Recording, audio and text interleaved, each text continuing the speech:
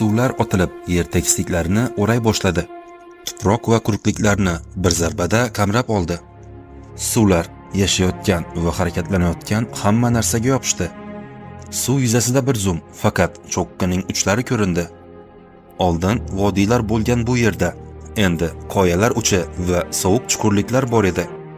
O'qigan bu matnim na bir muqaddas kitoblarga yoki aytilgan dostonlarga oid. Bu Yunon alifbosini ketma-ket o'qishim natijasida olingan so'z birikmalaridir va u yerda Hazrati Nuh to'foni haqida ochiq-oydin gapirilgan. Buni o'qiganimda juda hayron bo'ldim va Nuh alayhissalom to'foniga bo'lgan qiziqishim shunday boshlandi. Men toshqinni o'rgana boshlaganimda ba'zi savollarga duch keldim. Men boshida so'ragan savolim quyidagicha edi. To'fon haqiqatdan ham sodir bo'lganmi? So'ngra savollar birin-ketin ko'paya boshladi. To'fon mintaqaviymi yoki global? Barcha hayvonlar kemaga qanday kirishdi? Qanday qilib suvlar tog'lar darajasiga yuksaldi? Dunyomizda shu qadar ko'p suv miqdori bo'lganmi? Agar Hazrati Nuh to'foni sodir bo'lgan bo'lsa, bularning isboti yer yuzida qolgan bo'lishi kerak. Xo'sh, biron narsa bormi? Endi bu savollarning barchasiga javob izlaylik.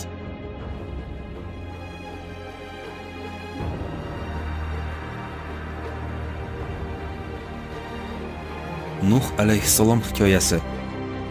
Hazrati Nuh alayhissalom Odam ato va Mommo Havoning farzandlaridan biri. Hazrati Shit payg'ambardan kelib chiqqan. Ularning Sam, Ham, Yafet va Kenan ismli 4 farzandi bor edi. Hazrati Nuh o'z xalqiga qaraganda boshqacha odam edi. U to'g'ri yo'lda yuradigan axloqli odam timsoli edi. Ammo uning qabilasidagi odamlarning aksariyati buning aksi bo'ldi. Kuchlilar zaiflarni ezib tashlaydi.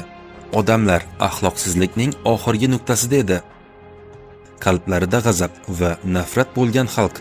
Xullas ular qabilasida o'zlari hurmat qiladigan donishmandlari o'lganida ularni haykallarini yasadilar. Keyin ularga bo'lgan muhabbati ibodatga aylandi. Oxir oqibat ular yaratganni unutdilar. Nuh alayhissalom ularni ogohlantirish uchun yuborildi. Haykallardan voz kechishlari uchun. Yaratganning yerdagi ko'rgan manzara kundan kunga yomonlashib borardi. U yaratgan insoniyatning ko'pchiligi iymon keltirmay va oz qismi esa iymon keltirganlar edi. Hazrati Nuh xalqi uchun yashagan uzoq umri davomida odamlarga o'zlarini tuzatishini, to'g'ri yo'lda yurishlarini iltimos qildi. Lekin ular unga Nuh dedilar, uni payg'ambar demadilar. Ular unga va uning so'zlariga ishonmadilar. Bilasizmi, ko'pchilik noto'g'ri desa, ozchilik o'z haqiqatiga shubha qila boshlaydi.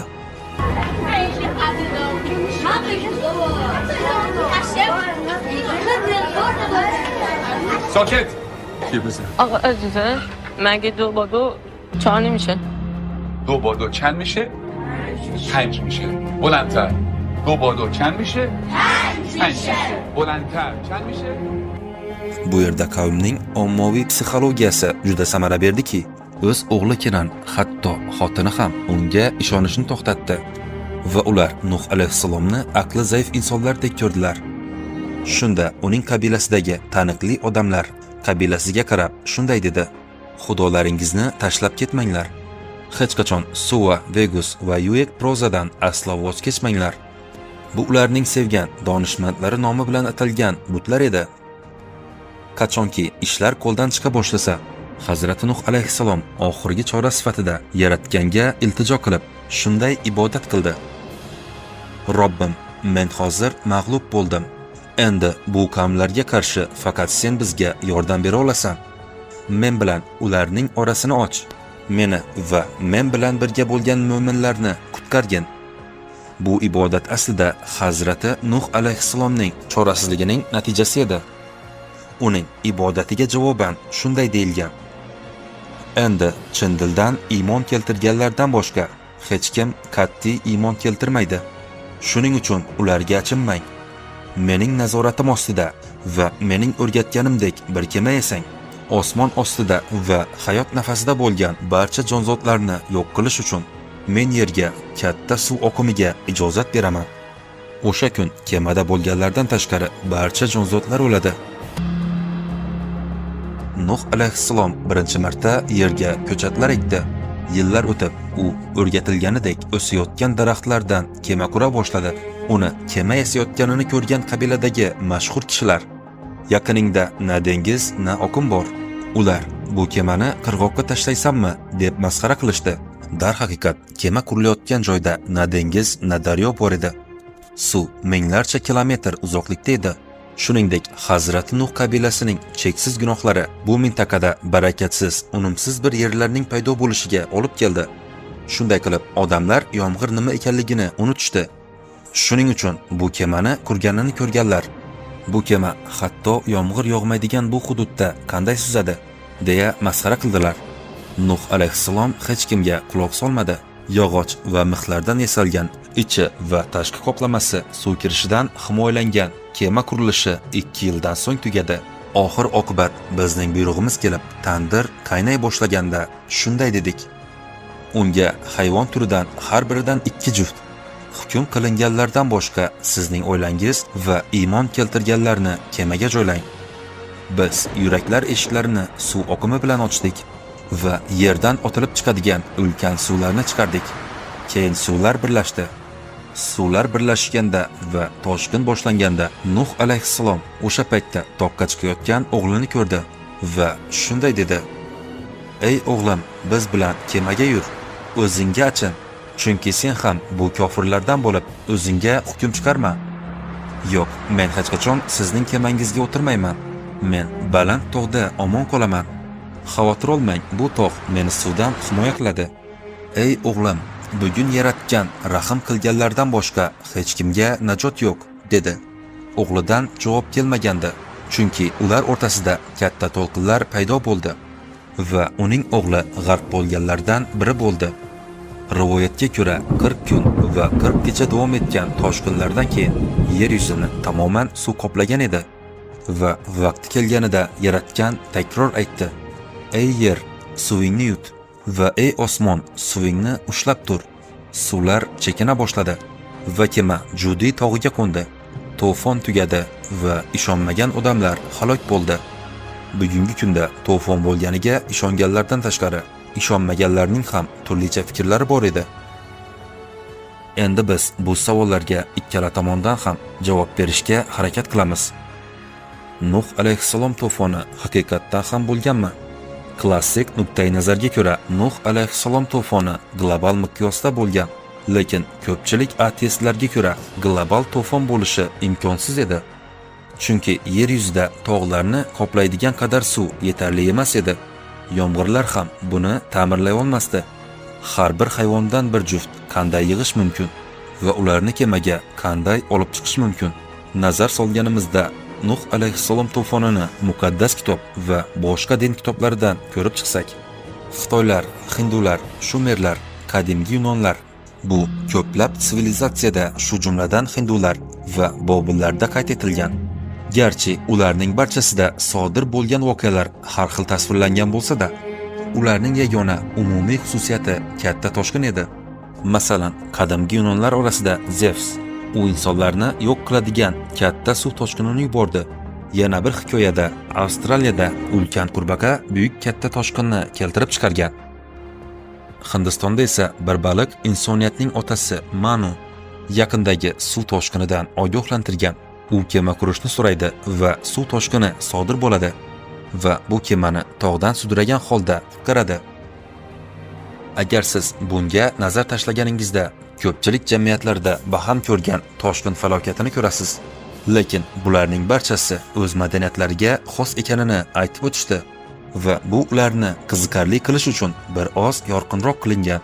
Bu hodisaning tavsifi esa tabiiy ofat suv toshqini. Deyarli barcha jamiyatlarda bu hodisani aytilgani buyuk toshqinni sodir bo'lganining eng katta isbotidir. Ammo bizlarga aniqroq ilmiy ma'lumotlar kerakdir. Qanday qilib yer yuzida tog'larni qoplaydigan yetarli suv bo'lishi mumkin? Bu esa ko'pchilikni shubha ostiga qo'yadi.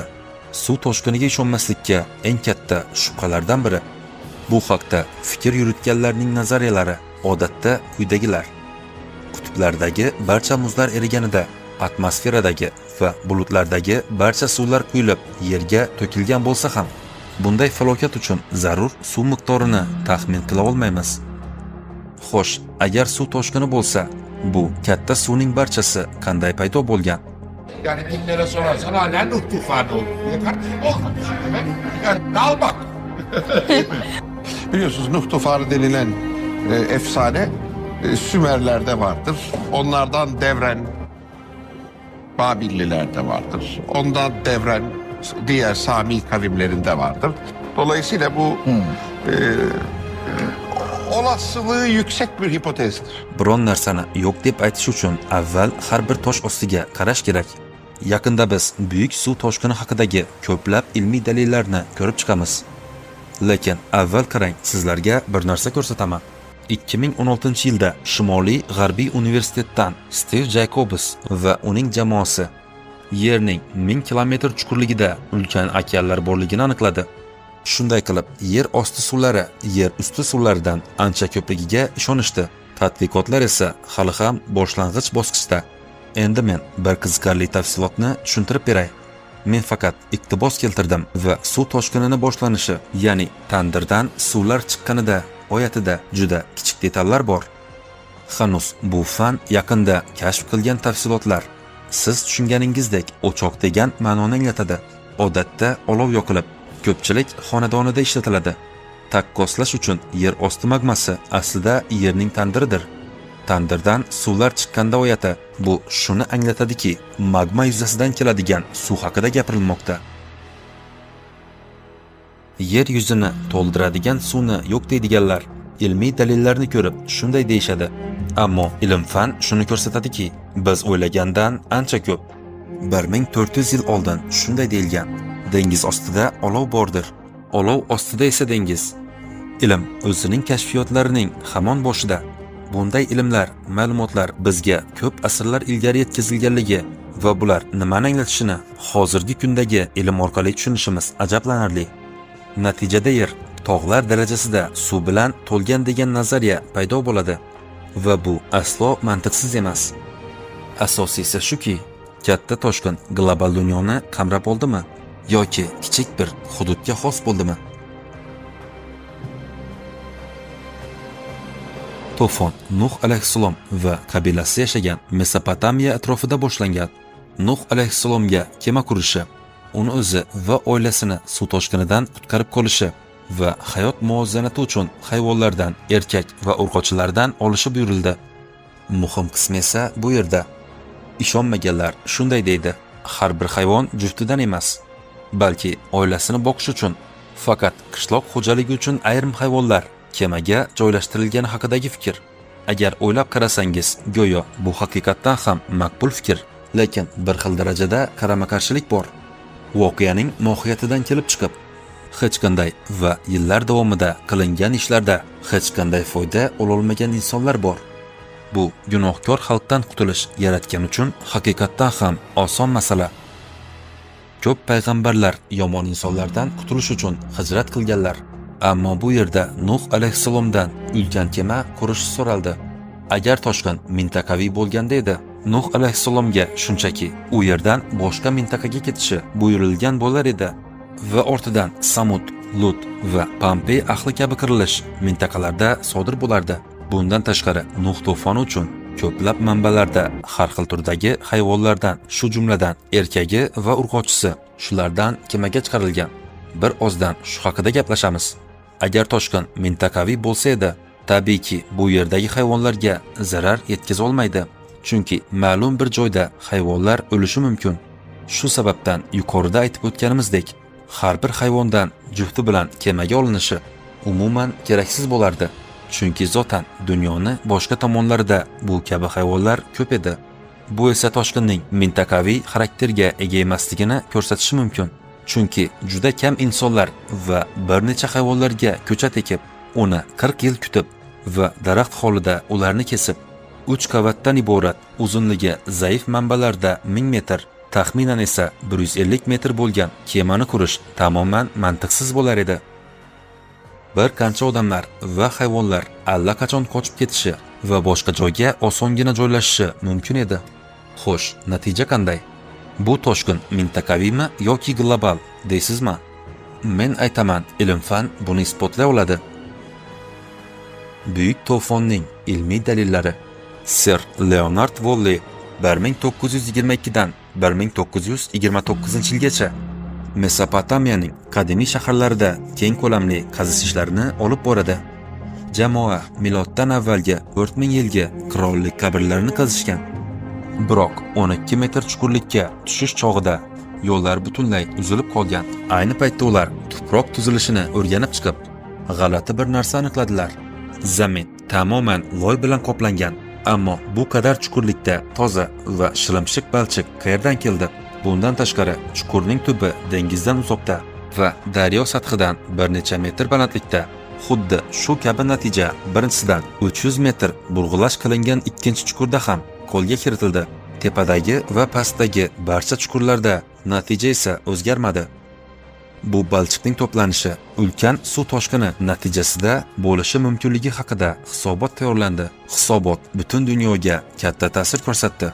Ular yozgan kitob arxeologiya sohasida eng ko'p o'qilgan kitobga aylandi. Qora dengizda ko'plab dalillar topildi. William Rowan va Walter Pittman Qora dengizdagi suv osti tadqiqotlarida dengizning tubida turli chuqurliklardan ko'plab qoldiqlarni oldi va ularni o'rganib chiqdi. Axir toshga aylangan dengiz jonzotlari bor edi. Qizig'i shundaki, ular to'satdan loyga ko'milgani ma'lum bo'ldi. Buning eng katta sababi esa ulkan katta toshqin bo'lishi mumkinligini aytishdi. Tadqiqotlardan so'ng olingan maslahatlar baholandi. Suv toshqini cho'zilgan hudud Qora dengizdan Mesopotamiyagacha yetib borgan. Faqat shu dalil bilan to'fonning Mesopotamiya va uning atrofida sodir bo'lgan deb o'ylash mumkin. Ammo dalillar hali to'liq holda emas. Fransiyaning Dijon va Lyon shaharlari o'rtasida joylashgan Sena tog'ida tadqiqot olib borgan geologik professor paleontolog Albert Godre shularni so'zlab berdi. Yuqori qoyadagi yoriq ichida hayvonlarning suyaklari bor edi. Nimaga bo'rilar, otlar, ayiqlar va buqalar shu darajada ko'p? Nima deb o'ylaysiz? Ular tepalikda birgalikda tinch va osuda yashashganmi yoki tepalikka qochishganmi? Nimaga hammasi bir vaqtda va bir joyning o'zida o'lishdi? Bu ko'tarilgan suvlardan qochgan hayvonlar shu yerda boshpana topishdi va qisqa vaqtdan so'ng suv toshqini natijasida cho'kib ketganini tushuntira oladi. Tadqiqotlarim davomida William Ryan va Walter Pittman tomonidan yozilgan Nuh to'fonining yangi ilmiy kashfiyotlari nomli kitobini uchratdim. Kitobda ko'plab ilmiy kashfiyotlar tasvirlangan. Sizni qiziqtirgan biri haqida aytib beray. Bill Ryan O'rta Yer dengizi tubida namunalar olgandan keyin hayratda qoladi. Chunki tekshiruvdan keyin u O'rta Yer dengizi bir paytlar butunlay quruqlik bo'lganini ko'rdi. Boshqacha aytganda, bir zamonlar O'rta Yer dengizidagi suv to'satdan bug'lanib ketdi. Agar buni eng katta dalillaridan biri bo'lsa, bu yirtqich ilon balig'ining qoldig'i edi. 1972-yilda Italiyaning Piemont sohilida o'tkazilgan tadqiqotlar davomida butun vujudi va suyaklari saqlangan qoya ichida yirtqich hayvon ilon balig'i topildi. Kitobda o'sha hududda bundan tashqari boshqa ko'plab dengiz jonzotlarining qoldiqlari topilgani yozilgan. Lekin bu yerda qiziq narsa shuki, bu ilon balig'i zigzag shaklida o'ralgan. Normal ilon balig'i o'lsa, uning mushaklari qisqarmaydi. Lekin bu yerda qiziq narsa, uning mushaklari burishib ketgan va butunlay qisqargan. Bu faqat suvni bug'lanishi yoki yerga tortilishi bilan bog'liq. Bu ikkita misol shuni ko'rsatdiki, bir kuni O'rta Yer dengizi to'satdan quriydi. Keyin Gibraltardan oqayotgan suv uni yana to'ldiradi. Bu ilmiy dalillar shuni ko'rsatadiki, to'fon O'rta Yer dengizigacha yetib kelgan. Hozirgacha Qora dengiz, Mesopotamiya va bu yerdan O'rta Yer dengizigacha borib, biz oxiri aniq suv toshqinining iziga yetib keldik. Dunyoning boshqa joylarida ham tadqiqotlar davom etmoqda. Oxirgi tafsilotlarda esa ba'zi tog'larning tepalarida tosh qotgan qobiq va baliqlar topildi. Bu esa odamlar yashamaydigan joylar edi va shunga qaramay tog'larda dengiz jonzotlarining qoldiqlari topilgan. Buni yana qanday izohlash mumkin?